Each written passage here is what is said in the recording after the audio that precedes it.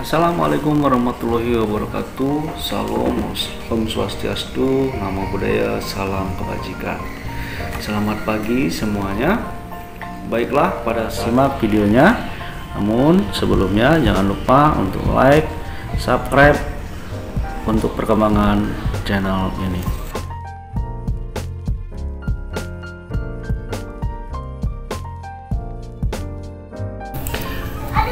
Kita bahas bab 1, yaitu dokumen berbasis digital.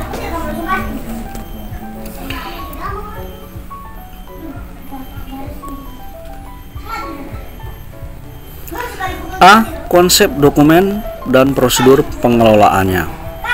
1. Pengertian dokumen. Dokumen dikenal sebagai surat, baik tertulis maupun tercetak, yang berfungsi sebagai bukti ketika memberikan keterangan. Pada umumnya, keterangan yang termuat dalam dokumen bersifat penting sehingga perlu diolah dan ditangani dengan baik agar bisa dimanfaatkan secara maksimal. Oke, next. Selanjutnya, jenis-jenis dokumen. Ada A. Dokumen berdasarkan kepentingannya. Dokumen berdasarkan kepentingannya dibedakan menjadi dokumen pribadi, dokumen niaga, dokumen sejarah, dan dokumen pemerintah. Next, selanjutnya B. Dokumen berdasarkan bentuk fisiknya.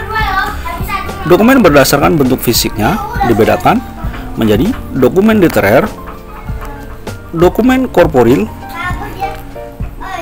dokumen private. C. Dokumen berdasarkan dokumentasinya. Dokumen berdasarkan dokumentasinya yaitu dokumen primer, dokumen sekunder, dan dokumen tersier. D. Dokumen berdasarkan sifatnya, yaitu dokumen berdasarkan sifatnya dibagi menjadi dua, yaitu dokumen tekstual dan juga dokumen non tekstual. E. Dokumen berdasarkan pengelolaannya. Berdasarkan pengelolaannya, dokumen dibedakan menjadi dokumen konvensional dan dokumen elektronik. Resep dokter yang ditulis menggunakan media kertas merupakan dokumen konvensional karena masih dibuat secara manual. 3. Fungsi dokumen. Adanya dokumen berfungsi memberikan keterangan tambahan atau penguatan suatu pernyataan sehingga hal yang disampaikan dapat dianggap valid. Artinya, dokumen juga memberikan kemudahan. Oke, next. Selanjutnya, beberapa fungsi dokumen. Yaitu ada alat bukti resmi tentang suatu keterangan, yaitu alat komunikasi antara pengirim dan penerima dokumen, sebagai penjamin kebutuhan terkait informasi yang dibutuhkan oleh suatu pihak, mendukung proses pelaksanaan kegiatan. Alternatif dalam menyimpan informasi sehingga keasliannya dapat terjaga. Jadi itu demikian ya beberapa fungsi dokumen. Next, berikutnya kita lihat yang keempat, yaitu dokumentasi.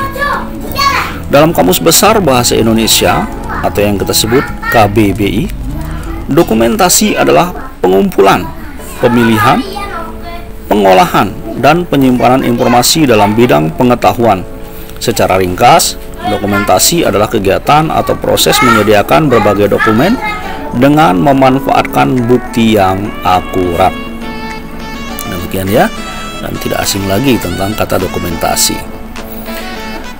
Next, ruang lingkup dokumentasi, yaitu dokumen literer, dokumen korporil, dan juga kemudian dokumen private. Baik, next, yang kelima, pengelolaan dokumen. Pengelolaan dokumen merupakan upaya yang dilakukan untuk melestarikan keberadaan dokumen sehingga dapat memenuhi kebutuhan informasi seseorang atau sekelompok orang. Hal tersebut terkait dengan bagaimana suatu manajemen pengelolaan mampu menjaga dokumen agar selalu dapat digunakan. Next, yang A, yaitu metode sentralisasi. Metode sentralisasi dilakukan dengan memusatkan pengelolaan dokumen pada satu unit khusus yang biasa disebut dengan kearsipan. B. Metode desentralisasi. Metode desentralisasi diterapkan dengan memberi wewenang dan tanggung jawab kepada setiap unit dalam suatu organisasi atau perusahaan untuk mengelola dokumennya masing-masing. C. Metode gabungan. Metode ini gabungan dari metode sentralisasi dan desentralisasi. Metode gabungan biasanya digunakan oleh organisasi atau perusahaan besar yang menghasilkan dan menerima banyak dokumen. Next, yang B, peralatan dan perlengkapan pengelolaan dokumen. 1. Peralatan pengelolaan dokumen. Yang A, yaitu filing cabinet. Filing cabinet adalah lemari penyimpanan arsip aktif yang terdiri atas 1-6 laci. Tetapi yang umum digunakan adalah filing cabinet dengan 3 dan 5 laci. Kelebihan dari barang ini adalah dapat menyimpan hingga ribuan lembar arsip ukuran kertas A4 yang disusun tegak lurus dan berderet ke belakang. Perlu diperhatikan bahwa sebelum disimpan di filing cabinet, dokumen harus dimasukkan ke hanging folder dan diberikan guide sebagai penanda atau pemisah. Agar arsip atau dokumen tidak rusak, sebaiknya isi laci tidak terlalu penuh sehingga tetap ada ruang untuk memudahkan dalam mengambil dokumen. Next adalah filing cabinet dengan 3 laci yang umum digunakan di perusahaan kecil. Itu adalah gambarnya, contohnya. Oke, next. B. Rotary filing system atau alat penyimpanan berputar. Rotary filing system merupakan salah satu jenis tempat penyimpanan arsip aktif yang terbuat dari logam atau besi dan banyak digunakan di perkantoran. Alat ini dapat digerakkan secara memutar sehingga memudahkan karyawan atau pekerja ketika menempatkan atau mencari dokumen. Demikian. Next, C. Lemari arsip. Lemari arsip adalah tempat penyimpanan dokumen yang terdiri dari kayu atau besi. Penataan arsip dilakukan dengan menggunakan opener secara lateral. Ini adalah gambar lemari arsip dengan pintu kaca, biasanya lebih banyak digunakan di perkantoran karena lebih memudahkan ketika akan mencari dokumen. Jadi ini adalah gambar contoh dari lemari arsip. Next, D. Rak arsip. Rak arsip adalah lemari tanpa pintu yang terbuat dari kayu atau besi, digunakan untuk menyimpan dokumen. E. Tacler file. Tacler file adalah kotak yang terbuat dari kayu atau besi yang berfungsi menyimpan dokumen atau arsip berukuran kecil, seperti kartu-kartu terkait penagihan atau jatuh tempo, kartu nama, atau perpustakaan. Dan yang seperti ini kita juga bisa temukan di puskesmas misalnya. Yang F, Cardex atau Cards Index Cabinet. Cardex adalah tempat penyimpanan dari bahan besi yang terdiri atas banyak laci untuk menyimpan kartu indeks. Di dalamnya terdapat semacam kantung plastik yang digunakan untuk menata kartu indeks. Berikut adalah contoh gambar Cardex yang digunakan untuk menyimpan kartu indeks. Oke, next, G. Laci kartu.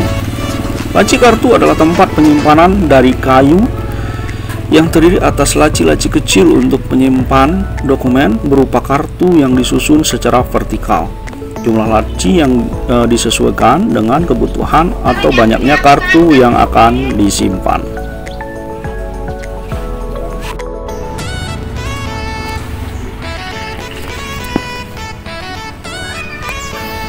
Next, yang H, alat penyimpanan khusus. Alat penyimpanan khusus merupakan media yang hanya digunakan untuk menyimpan dokumen non-cetak seperti gambar, video, rekaman suara, file surat, dan sebagainya. Media yang digunakan bisa berupa CD atau DVD, flash disk, dan sejenisnya. Next, I, alat sortir. Alat sortir digunakan untuk memisahkan surat atau warkat yang diterima, serta akan diproses, dikirim, dan disimpan. Dalam praktiknya, media pelengkap yang digunakan untuk menyortir dokumen adalah daki surat dan tray.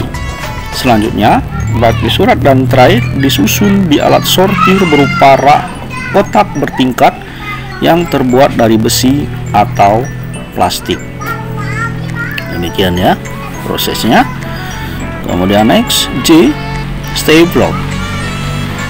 Stapler adalah alat yang digunakan untuk menyatukan lembaran dokumen menjadi satu bundle sehingga tidak tercecer atau tetap lengkap. Berdasarkan ukurannya, stapler terdiri dari 3 macam, yaitu stapler kecil, stapler besar, dan stapler sedang. K, perforator.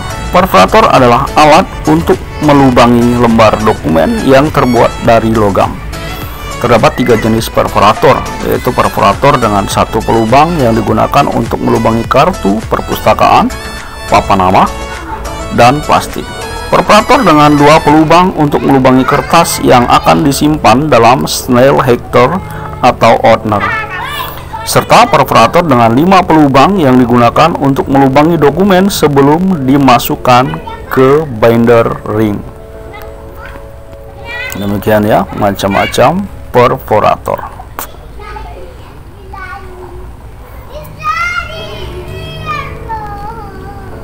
Next, yang L, yaitu numerator. Numerator adalah alat yang berfungsi membubuhkan nomor pada lembaran dokumen. Berdasarkan ukuran dan digit angkanya, terdapat 2 jenis numerator, yaitu numerator kecil yang terdiri atas 4-6 digit, dan numerator besar yang terdiri dari 6 digit. Dalam praktiknya, numerator digerakkan menggunakan tangan, tetapi cara kerjanya bersifat mekanis. M, komputer. Komputer merupakan sarana yang digunakan untuk memproses penyimpanan dokumen secara digital. Penyimpanan dokumen menggunakan komputer memiliki berbagai kelebihan, antara lain tidak memakan tempat, kerahasiaan terjaga, dan dokumen mudah dicari atau ditemukan ketika dibutuhkan. Nah, berikut gambarnya ya. 2. Perlengkapan pengelolaan dokumen. A. Map arsip. Map arsip adalah perlengkapan untuk menyimpan dokumen yang sudah dispesifikasikan berdasarkan berbagai hal, seperti dokumen untuk rapat, dokumen berisi laporan, dan lain-lain. Map arsip terbuat dari kertas karton atau plastik yang bentuknya menyerupai sampul buku. Oke, next.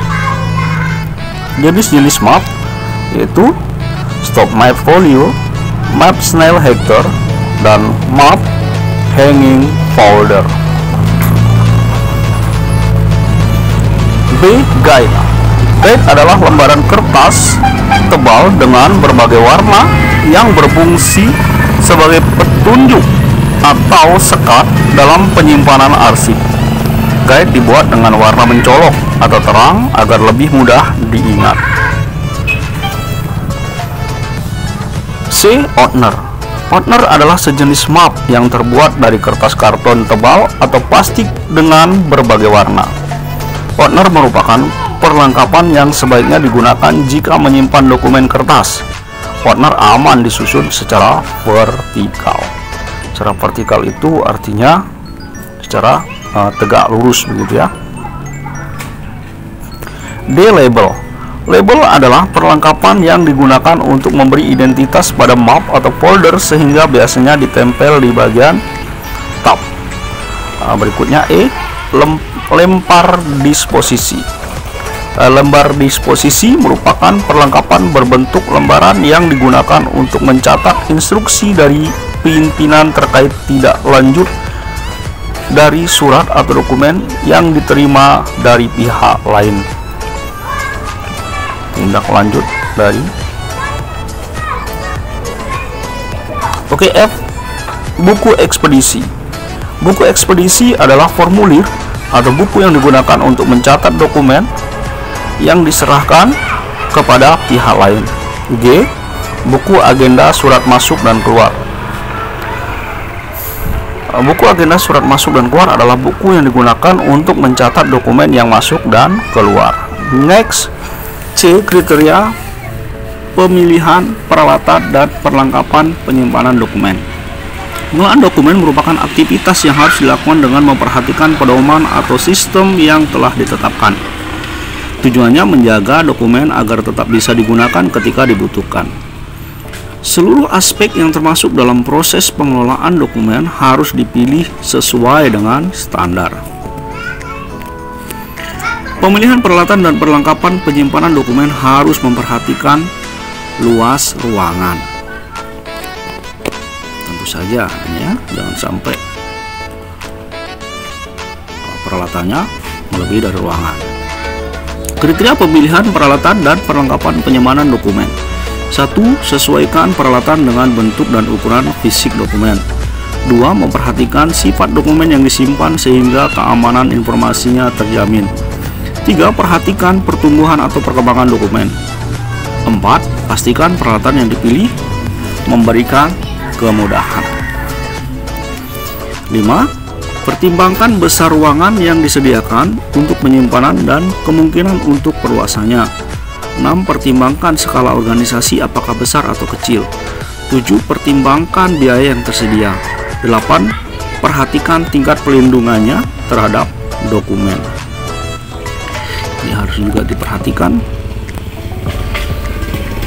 tingkat perlindungannya terhadap dokumen. D. Prosedur penyimpanan dokumen berbasis digital.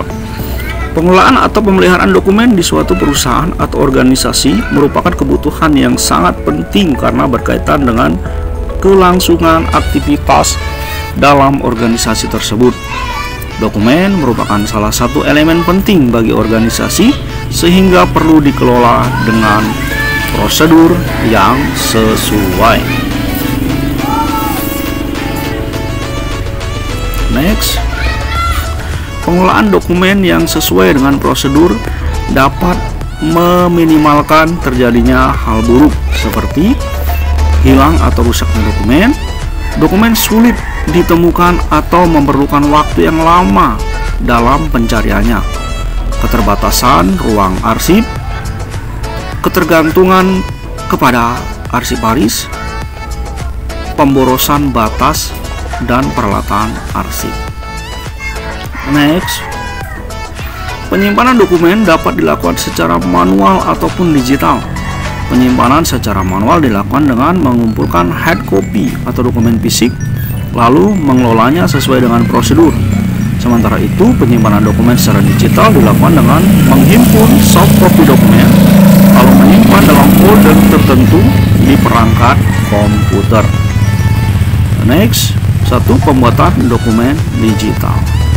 Dengan perkembangan teknologi yang semakin pesat, pembuatan dokumen pun turut terkena dampaknya. Hal tersebut tercermin dari berubahnya konsep pembuatan dokumen dari manual menjadi digital.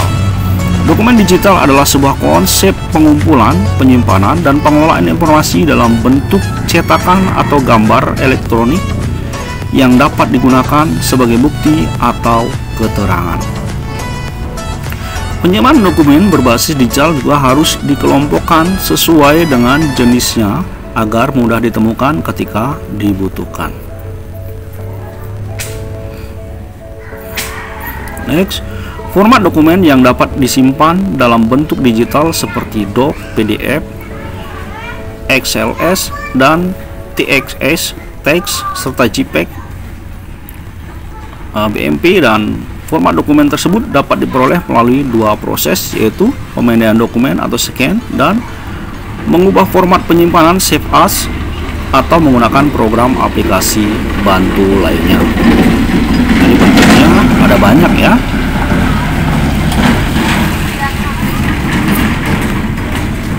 A. Pemindaian dokumen atau scan.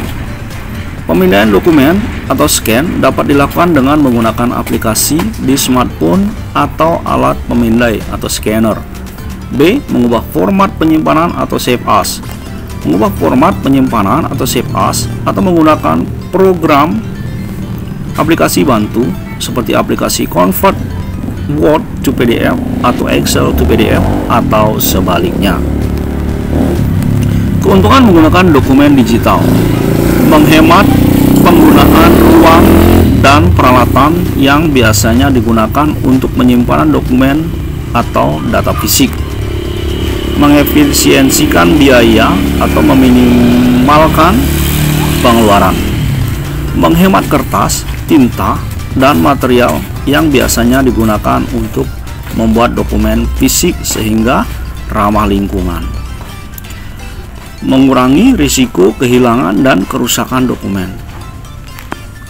Demikian berikutnya kelemahan dan dari penggunaan dokumen digital. Ini kelemahannya ada 3, itu membutuhkan kompetensi atau keahlian khusus ya, membutuhkan jaringan internet, dan membutuhkan sistem keamanan mutakhir agar terhindar dari pencurian atau peretasan data. 2. Penyimpanan dokumen berbasis digital. Seiring dengan perkembangan teknologi, penyimpanan dokumen mulai memanfaatkan teknologi dokumen imaging guna mendukung terciptanya sistem kantor tanpa kertas atau paperless office, digital office, pengarsipan elektronik, ataupun dokumen manajemen sistem. Demikian. Next.